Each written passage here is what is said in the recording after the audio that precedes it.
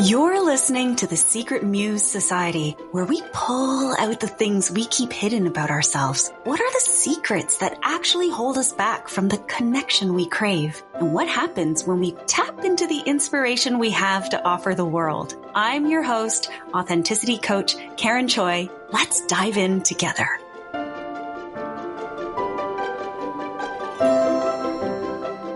Hello, Muse. You are listening to episode 23 of the Secret Muse Society podcast. Welcome back. The creaking you might hear in the is me walking around, and the sound quality of this episode might sound different than ones that I've done in the past because we're actually going to do things differently this episode. Just like the title suggests, trying to do things differently. Actually, I don't even know if that's going to be the final title, but let's play with that for now. And right now I am wearing my sneakers. I've got my fanny pack on my waist. I've got my baseball cap on my head because I'm not wearing sunscreen. My skin has been super sensitive lately, and I'm wondering if I'm getting chemical burns from the sunscreen or having some irritant. So my skin is very, nude. And feeling a little bit raw.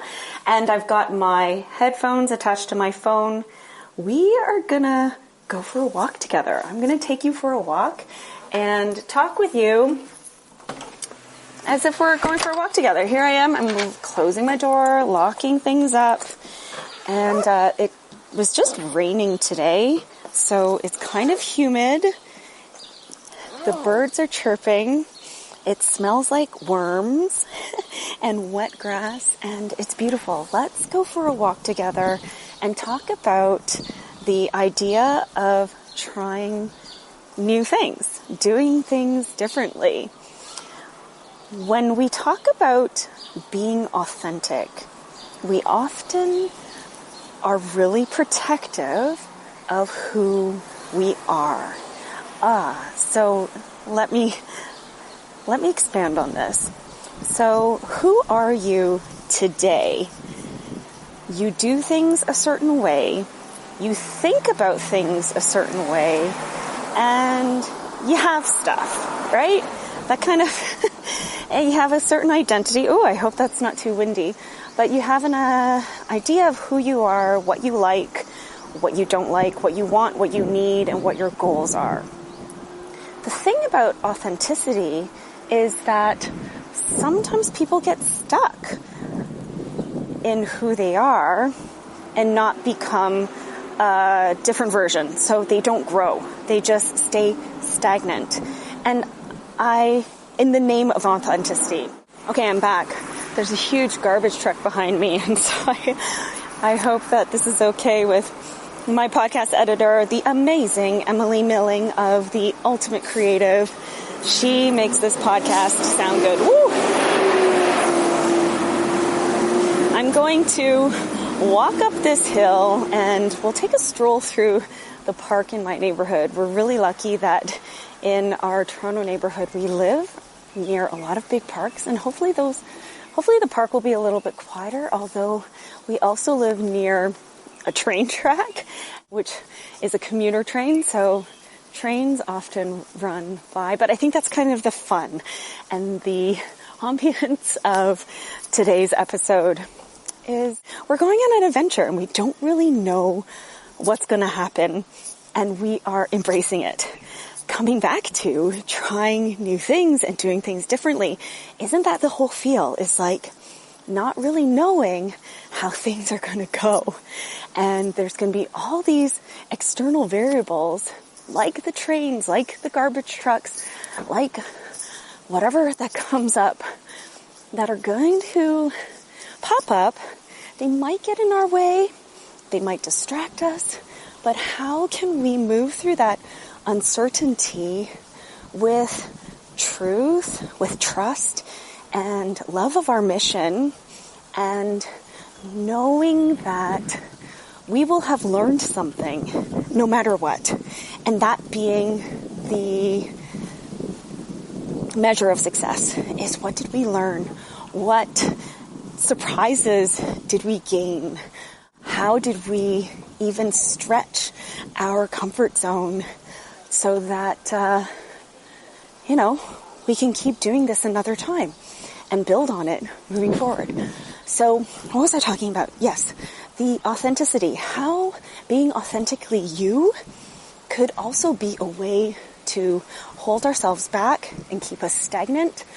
I want to look at how authenticity isn't necessarily about who you are today, but about a growth, a journey of what you learn and who you become over a lifetime.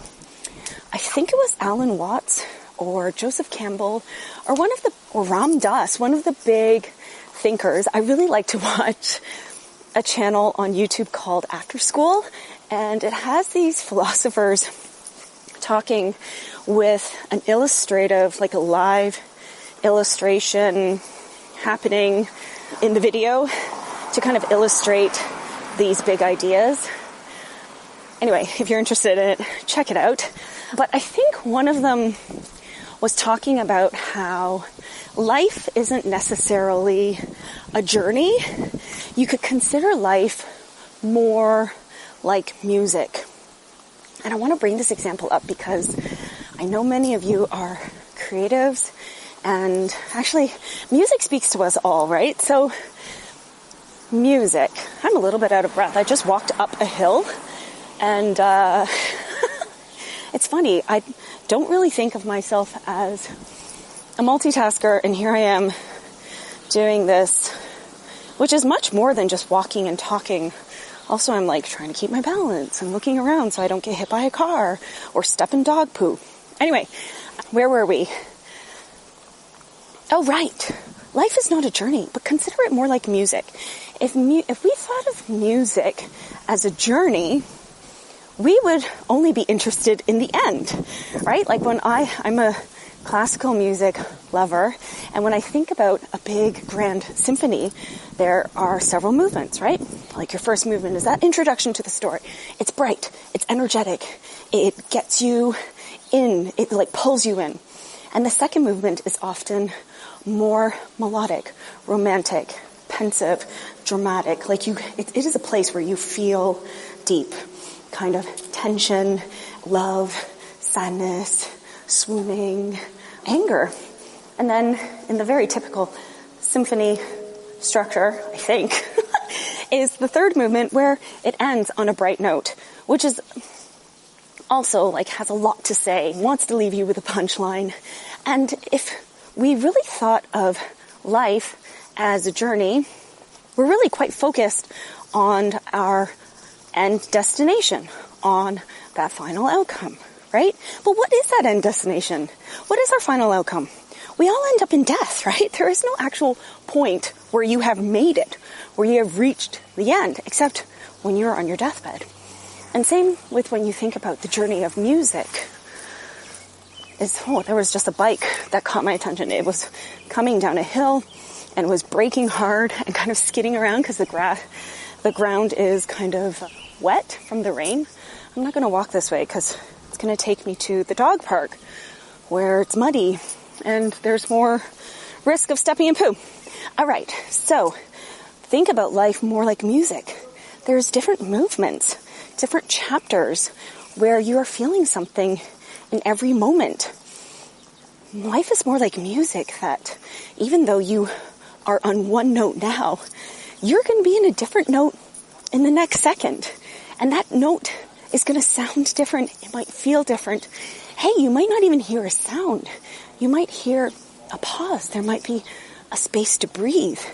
And even thinking about a symphony, that next note is going to sound completely different, even if it is the same note. It's just being played by a different instrument. And so that's kind of how I love seeing life as music, is that it's about the whole symphony.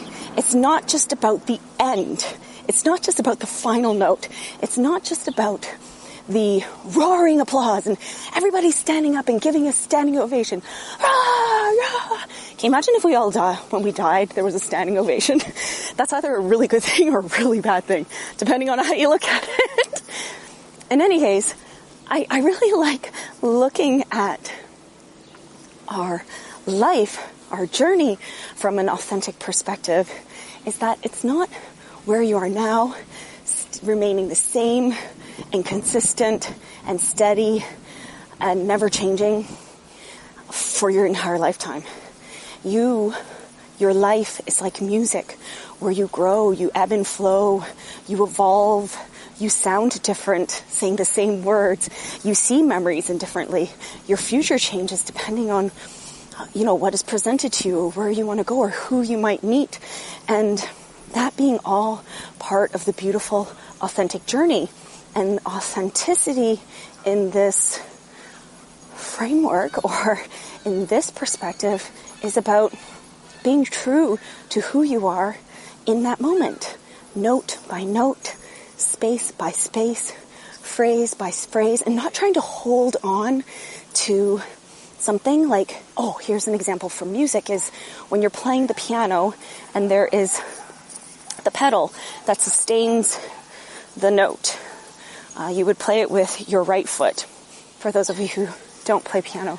And it's the pedal that kind of like merges notes together. If you were using that pedal the way authenticity is seen as, I'm never changing, I'm just going to remain the same for my whole entire lifetime until I reach my goal, then what happens when you hold that pedal down and you play a piece of music? Well, all the notes start to blur together. You no longer hear spaces of rests. The whole piece becomes kind of muddy and unclear of really what the purpose is. You lose the beauty, you lose the energy of the music. And I believe that that's what it's like if we hold on to who we are and not change. Life just becomes muddy and blurry and messy in a way that's like kind of blah. So now, when we're talking about trying things differently, oh my gosh, this is so much fun. Trying things differently. What comes up for you when you are asked to try something new? Do something different? Do you feel nervous? Are you anxious? Are you scared? Are you excited? Are you really curious? Are you fascinated? Are you intellectually stimulated? Like, do you start thinking about all the potential outcomes or possibilities? Are you thinking about what bad could happen? Are you thinking about what good might happen? Are you thinking about all the different options? I want you to notice, like, if you were asked to do something new or do something different, how would your body respond? Does your head start to hurt? Do you start feeling butterflies in your stomach? Do your hands get clammy? Do you get a little bit dizzy? Maybe you lose your balance. Perhaps your feet get tingly, like you lose circulation in your feet. All these are signs and signals of how you're responding to those words and the thoughts you have about doing something new or trying something differently. And those feelings are registered in your body, and they will come out in your actions following. Like, perhaps you will say, no, I'm absolutely not going to try something new. What's the point? I'm absolutely not going to do something differently. This has been working fine. Why should I? And so it's really important to notice these cues in your thoughts and your body and discern, not judge. Judging would be saying, oh, it's bad. I'm getting clammy hands. I shouldn't do it. But discernment would be, oh, my hands are clammy. That's interesting. I wonder what's that suggesting. Why might that be? Maybe it's because I feel in danger, or maybe because I'm excited. Do you see the difference between judgment and discernment? And all these signals are totally different for each of us. So I won't get into specific examples today because they are so unique to all of us. It can be something that you explore with someone you trust, someone who knows you well, or perhaps your coach or therapist. You can explore those types of things with me. If you're interested, you can book a free discovery call and we can talk through something that you feel like you want to try new or do something differently because you're not getting the results that you want and you want to switch things up, but there's something getting in the way and you want to figure that out, that's something we could totally explore in a free discovery call. And then we could decide, if coaching together in a coaching relationship is something that you're interested in and it works for me and it works for you, we could move the conversation forward. But hey, if you're curious about coaching and you haven't spoken to anyone in that kind of conversation before, reach out. I'll leave a link to my calendar, set up a free discovery call, and we'll see what happens for you. Okay, back to what I was talking about. And just give me a moment because I have to orient myself. I am now walking through a neighborhood. It's super humid and I can hear the birds chirping, and a man holding a coffee just walked by and politely looked at me and then looked down at the ground. So I guess that gesture is like, okay, I see what you're doing and I'm not going to stare at you, make you uncomfortable. Here's a great segue. So a lot of times when it comes to trying things new, doing things differently, we are worried about what other people think. Hey, isn't that the first thing? Is that the first thought that you go to? Oh my gosh, what will people think if I am recording and talking to myself on a podcast? They're going to think that, I don't know, what are the things that you might think? Oh, they think that I have this air of self-importance that I need to have my own podcast, or, oh, she's crazy, she's talking to herself, or, oh, she's talking on the phone. But you know what? That guy holding his coffee who walked by me and put his head down, he probably doesn't even care what I'm doing. He's thinking about his coffee, or he's thinking about the stuff that got him out for a walk.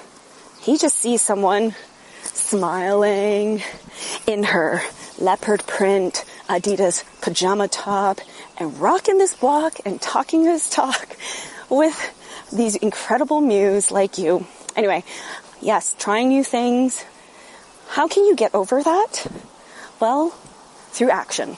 Through any fear that you have about trying something new or something differently is going to serve you of sitting there with those thoughts and those fears, holding them inside your head, letting all those jumbles in your brain, holding all that nervous energy or excited energy inside your body when all it really wants to do is get out. In the previous 2 episodes of this, I think it was episode 22 and 23.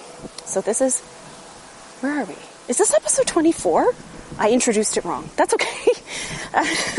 So in episode 22 and 23, I talked about the internal or external processing systems, processors, and do you have a preference for being an innie or an outie, or should you consider trying a new approach? And I offered this idea of, now I have no idea where I'm at because I started noticing on the ground the leaves in the wet pavement and how muggy it is and how green and lush the grass is, and the construction noise that's happening. Can you hear that? And I'm walking in an alleyway right now where there's a lot of graffiti on the garage doors, and it's really beautiful. They call it Butterfly Lane because most of the graffiti is images of butterflies, and it's gorgeous. There's one standing in front of right now by somebody named Kehoe. That's the name of the artist. And it reminds me a lot of the Alan Watts, Ram Dass, Joseph Campbell videos that After School illustrates, where there's eyes and on top of the nose and the mouth is a butterfly. I should look up what that means exactly. Giving ourselves permission to try something new and to doing something different. That's the first step, really, to moving into action. Is number one, acknowledging that you are having thoughts and feelings about it. Number 2, being aware of what those thoughts and feelings are exactly. If you're an internal processor, you might want to write down in a journal what you're thinking, what you're feeling about this new venture. If you're an external processor, your best way might be to ask someone you trust to talk it through and set up the conversation in a way that you're like, I'm considering trying this new thing. I need help to figure out what I think and feel about it so I can make a clear decision. So set up that conversation. Ask them for help instead of allowing them to tell you what to do. Okay, so once you've had awareness of how you think and feel about it, then you need to accept it. This is often a place where a lot of us get stuck. We cannot accept that we feel scared about this new thing. We actually move into beating ourselves up. Oh, why am I so scared? I'm so stupid, right? Like, I shouldn't be scared about this. And then we spend all that time berating ourselves for what we think and how we feel about it. So once you're aware of what you think and feel, you need to accept it. You need to accept that as your truth. And acceptance meaning it's okay. Allow yourself to think and feel that without judgment. And then the fourth step, I wasn't paying attention. I almost walked into a dumpster. And then the fourth step is allowance, okay? And your fifth step is to move into action. So once you've allowed yourself to think and feel and have the clarity around that idea, have the clarity around the issue, get clarity on what is your next best action, you move swiftly. And I'm telling you, if you've done the previous 4 steps of acknowledge, be aware, accept, and allow, that gets you to action, you will act with confidence because you will know that you're doing it in the truest way for you. How's that landing for you right now? I am currently walking towards another woman who is talking into her phone, so maybe you heard her as I passed by, and walking by some air generator that is blowing. I can't tell if you can hear these things or not, so it might just show up in the podcast in a weird way, but I am really hoping that you enjoy this episode because I'm finding this a lot fun and might do this again in the future. Okay, so for example, trying something new, doing something differently. I'll use myself as an example. How did I get to a place where I'm recording a podcast while walking outside? This is something totally new and something totally different for me, and it's because I was like, inside my bedroom, in my corner podcast recording studio. If you're curious what that looks like, you can check it out on Instagram, karenchoi.co. The creative energy was just feeling kind of still, and it wasn't getting me excited. It was kind of just sitting there. It felt kind of heavy, and I felt like I needed to do something with it. But in the short amount of time that I have until I have to pick up my kids from school, I didn't think I had time to do a workout. Well, it's not that I didn't have time. I could have, but recording the podcast while my kids are at school and my husband is at work and the dog is with my husband, the house is very quiet and I have the energy to do so. Recording the podcast is the priority. So I needed to think of a way to get moving, get the energy of my ideas, my thoughts moving. And I thought, well, sitting here while I keep going downstairs to see what's there to eat, stuffing myself with more delicious bread from TNT. Oh my gosh, it is my Achilles heel. And wasn't going to make me feel better, get this podcast going, or help me reach my goals in any way. So it's like, okay, let's get up and let's go. And the only way to do that was just to try something new and to be okay with how it turns out. To get excited about, maybe this might be like the the creative breakthrough. Like, just get excited about what's possible instead of focusing on, oh, what if I get hit by a car? Oh, what if it rains? Oh, what if you step in poo? Oh, what if it sounds like crap? Oh, maybe it's not going to work. Oh, maybe people are going to hate it. Like, that wasn't going to help me record my podcast, help me move my body. Those thoughts weren't helpful. So that's why knowing your thoughts and feelings are so important in this process of knowing when and how to act. So this has got me out here recording this podcast and feeling really, really damn good about it. Let's see where we are in terms of time. It's 26 minutes. Okay, so here you have it, a live example.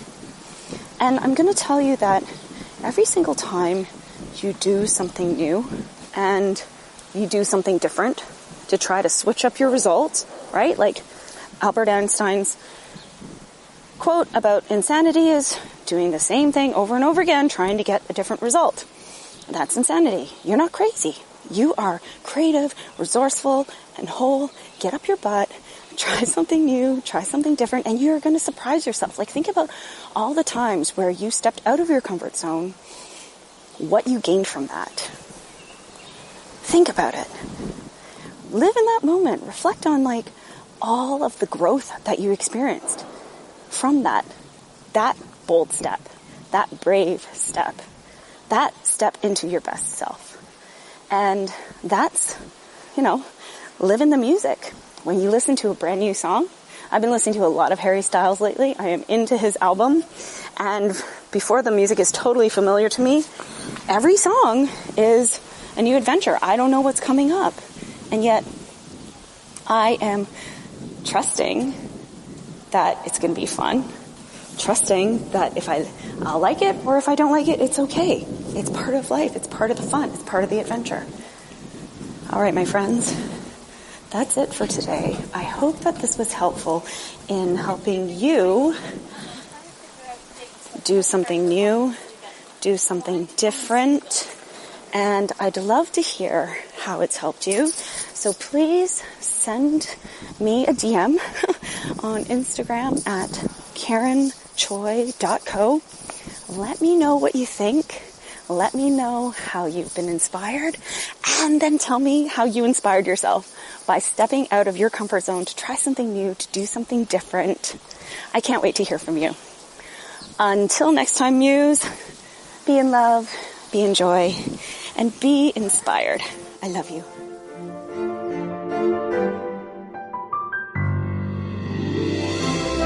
Thank you for listening to the Secret Muse Society. Don't forget to subscribe to this podcast so you never miss an episode. And if you haven't yet, please go to Apple Podcasts to rate and review this podcast so other modern muses like you can find us too. I invite you to continue the conversation and connect with me on Instagram at karenchoi.co. Join me next week for more secrets inspired by you. I'm Karen Choi. Until next time, stay gold.